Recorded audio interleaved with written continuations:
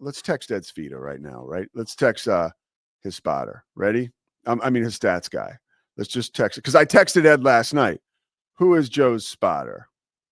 So the opening drive for Houston, right? They're marching down the field and they throw a screen pass, right?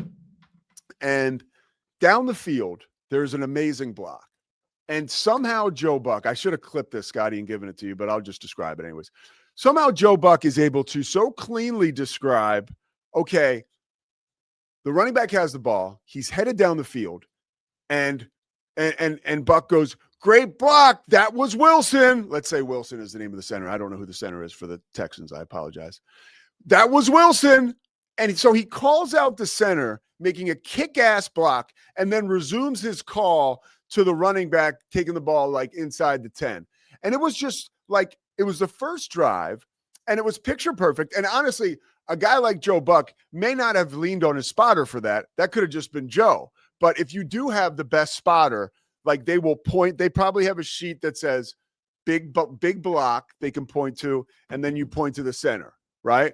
And like that, so that is like poetry motion. And by the way, it had me thinking up there, my man Matt Davis is my spotter. I love him, but I was like, dude, as I continue to move and groove up the ranks here, I might need to find a new spotter because that is important, man. Trust me, as a former bad spotter, I know how important that job can be. And if you have a good one, it can just change the game. But this is more about Troy and Joe, really, than anything else.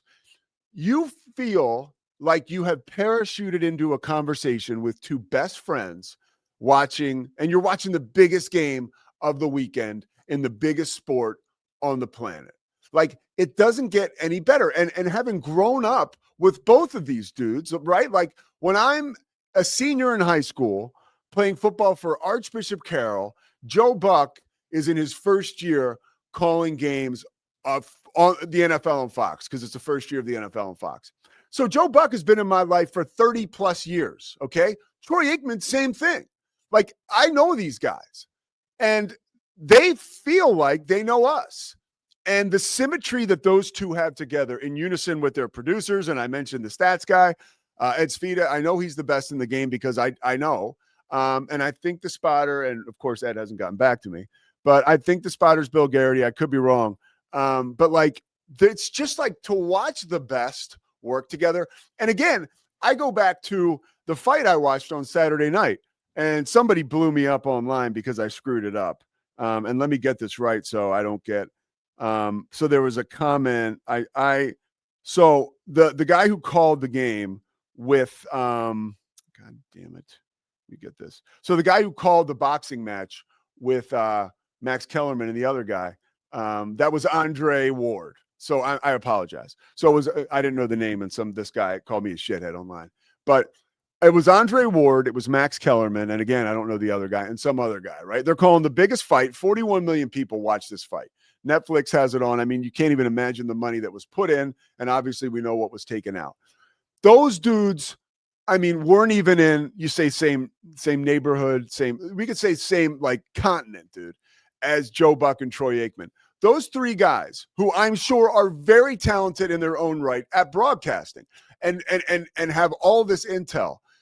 If you put the three of them calling a boxing match together, I don't know how many they've called together, but it seemed like not very many at all.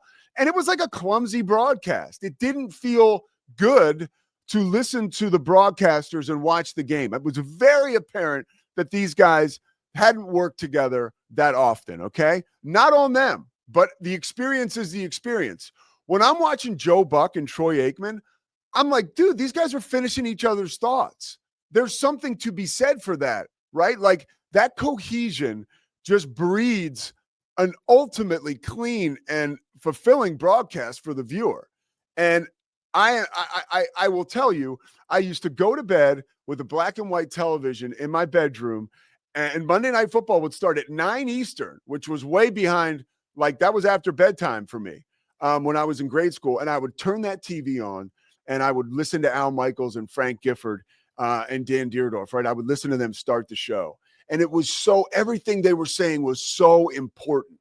It was so important, like that was the biggest game in town, the biggest show in town.